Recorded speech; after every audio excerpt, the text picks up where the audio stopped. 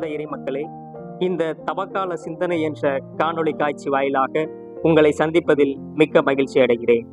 நாம் இந்த தவ நாட்களில் ஒவ்வொரு நாளும் ஒவ்வொரு சிந்தனைகளோடு இந்த 40 நாட்களையும் தொடங்குகிறோம்.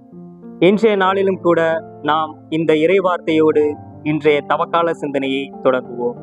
யோவான் பிரிவு 1 இறை திருவசனங்கள் 1-4.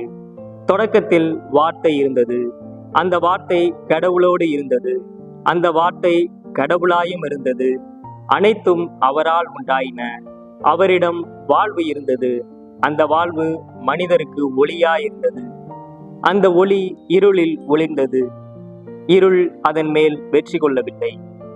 இவ்வாறாக யோவான் நற்செய்தியாளர் கடவுளின் வார்த்தையை பற்றிய செய்தியோடு தனது நற்செய்தி பயணத்தை தொடங்குகிறார்.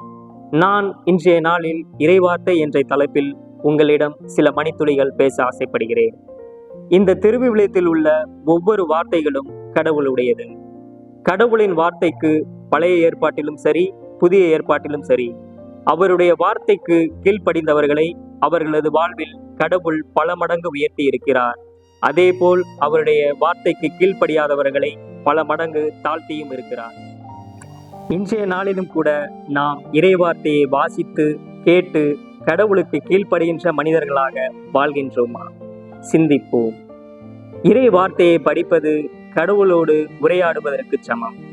எத்தனை பேர் நாம் அதிகாலையில் எழுந்து திருவிவிலியத்தை எடுத்து ஒரு 5 நிமிடம் நாம் வாசித்து ஜெபித்திருப்போம்.